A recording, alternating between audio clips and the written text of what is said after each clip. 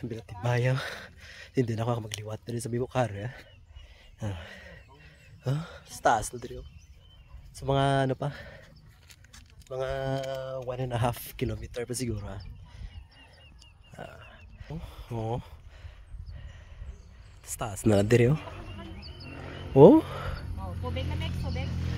Matyagan ko dudura na guro ang ano dudura na guro ang anong gani ang tubungan. Doon mo na pala tsura yan ang bukid sa tubungan sa piyak siguro pero mo nang iya nga no ang bukid sa taas no kita na dere bilog nga no first district sige maras ito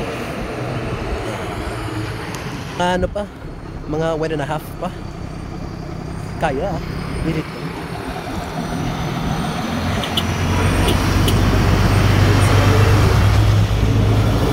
saka sa may Bukar.